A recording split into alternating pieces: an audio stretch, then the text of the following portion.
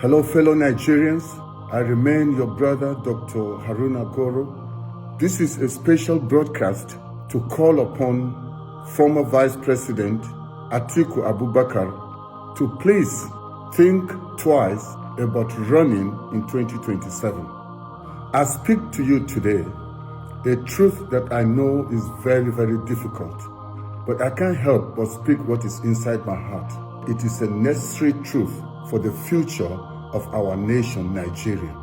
It is also a truth that is born out of love and a deep desire for our progress.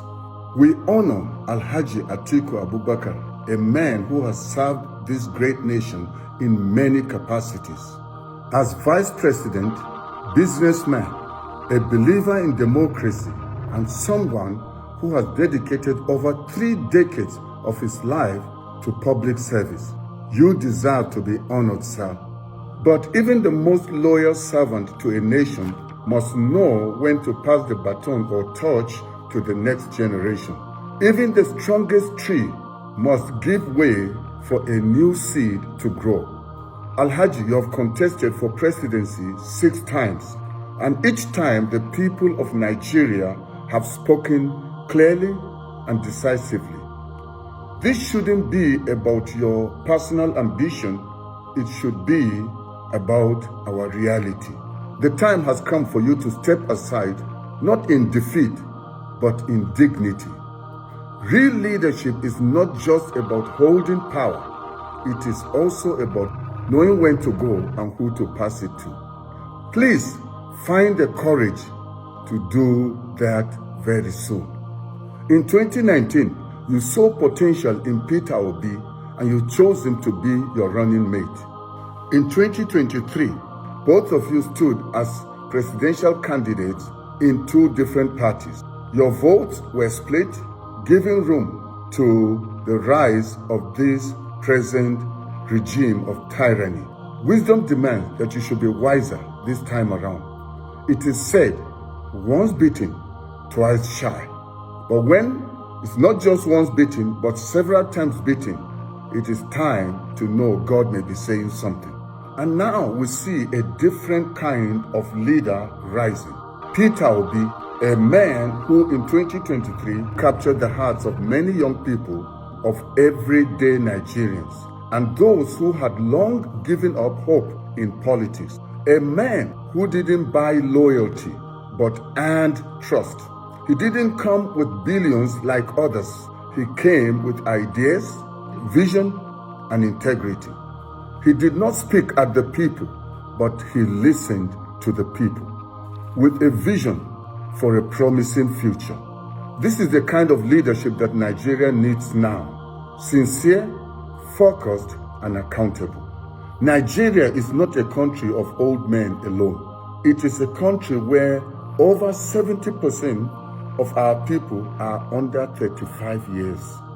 We cannot continue to be a young nation led by those unwilling to make room for the next generation.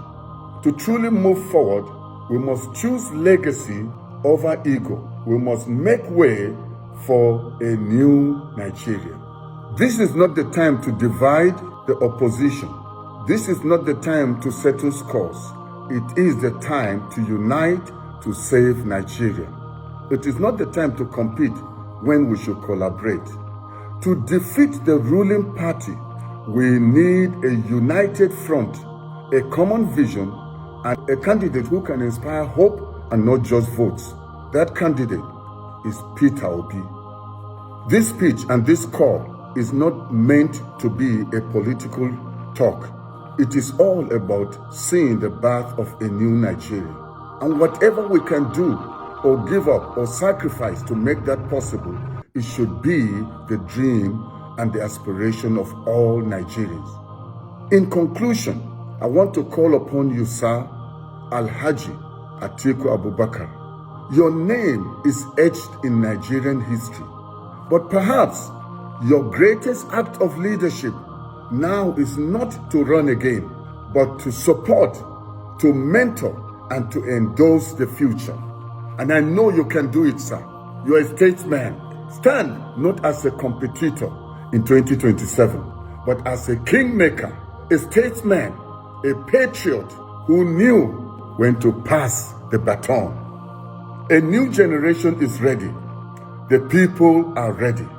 Let Atiku step aside. Let Obi step forward, and let Nigeria rise again.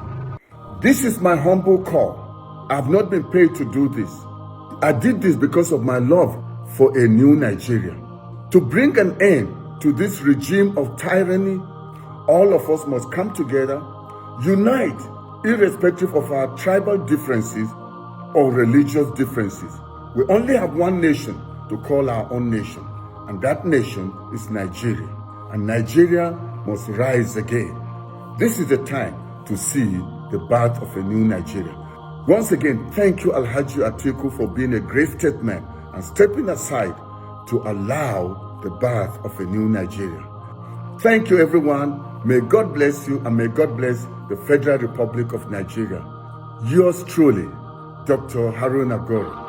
President Bola Ahmed Tinubu, congratulations, Mr. President, as you meet one of your schoolmates from Chicago University.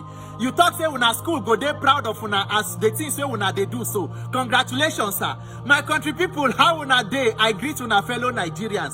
So I sure say many of una don't see this video from that program. As president, they commissioned about 2,000 tractors and other agric equipment. They say na even the first phase, other ones they come.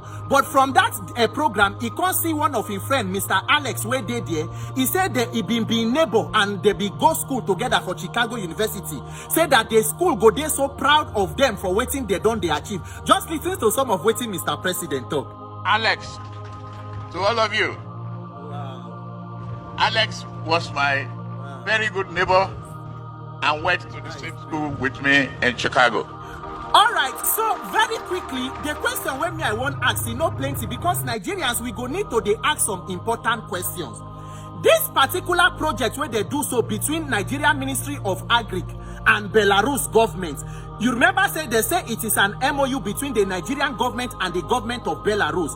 In fact, remember that in 2024, I think July, Nigerian First Lady Mrs. Remi Tinubu, he visit Belarus and even meet with the president, President Alexander Lukashenko. So my question where I they ask be say, this particular agric contract, this project where we dey see so when phase 1 from Belarus, is it a direct government to government project between Nigeria and the Belarusian government? Or if not, who be the consortium or the third party where they handle the project? How do they come in? How exactly be the bidding process for this particular contract? According to the Nigeria Freedom of Information Act and the Procurement Act, how many companies been vying to carry out this project, and how was the winner selected? And this Mr. President friend will be Mr. Alex from Belarus. So, which of the roles they play in terms of the value chain in this particular project? Is it between the company and the Nigerian government, or it is the Belarusian government and Nigerian government? And what is the total equivalent of the finances where they involve? How much it costs Nigerian taxpayer? How much did one of the equipment cost? Share it dey bad if we ask for this kind of financial transparency and accountability? Will the Minister of Agric, Senator Abubakar Kyari, is it possible for us, or is it a crime for Nigerians to ask to know, to have clarity on how we arrive for this project? The Senate Committee Chairman on Agric, Senator Salisu Mustafa, House Committee Chairman on Agriculture, all of una were they part of this particular project. How did we get here? Who are the contractors or be the company where they handle them? How was the bidding process? What is the level or be the amount of finances that is budgeted for it? And then moving forward, how will be the implementation? Because from the president's speech, he talks say that the stakeholders who will receive this equipment. So the question be say, who go be these stakeholders? We hope say at the end, not be say we go here say senators, the House of Reps, this one collect one tractor, this one collect one tractor. I hope not be where they think they go be that. Because Nigeria most times now the more you look, the less we see. So we are just asking honest questions. What is the role of the president's friend and former schoolmates? Who are the contractors and companies handling it? What is the role between Nigeria and the Belarusian government and also the whatever company where they handle them? Can they make it clear and more transparent for Nigerians to understand? And how much exactly? Is it costing the Nigerian taxpayer to handle this one? And as we dey improve agricultural equipment, share we dey also fight insecurity so that people wey carry those equipment, they go fit go there, go use them, and they no go need to die. Nigerians, you see this thing where we dey call government for this country, so my country people, what we call government in Nigeria is organized criminality. This structure where we dey see so for Nigeria called government, Nigerians must decide to come together and dismantle this structure of criminality. If not, nothing go work. Everybody go just they go around in circle. They not even hide them again. No, it is brazen criminality and corruption on steroids. This issue of INEC and electoral reform, where you see me they talk, so where would they shout? Nigeria must have an electoral revolution. Not beside they talk say they go just give you. No, the problem of Nigeria is between the presidency and the National Assembly, and you must be ready to occupy those places and get what you want. If not, now renewed shege and renewed. The problem no end there. Problem there judiciary, problem there police, law enforcement. But you must first fix the place where we say those people they go in where go fit reform orders, because not be just say you go say there will be war, there will be fights, there will be after violence. You must come back with a plan. There must be a plan, and that plan is to choose your leaders. Nigerians, shine your eye. All this one where would they talk, say they open WhatsApp group, say make you join for electoral reform. People they ask me, how can I do? How can? Don't worry, the links will be posted. But it's not about joining WhatsApp group or joining any group. Everybody can join group. The question is, when time reach, say make everybody mount for where they're supposed to mount and exercise your civic pressure and responsibility to demand a better government. I hope say you go there ready, because this one where you they see so now wuru wuru. So congratulations, President Tinubu, on the renewed hope agenda, agric empowerment. Can we have a full and transparent audit and statement on exactly how we got here and the roles that who is playing in the contract and how the bidding process went in line with the Freedom of Information Act? Is it too much to ask, Mr. President? Congratulations on renewed hope agenda. On our mandate, you shall continue to sit and sleep. My name is Peter for Nigeria.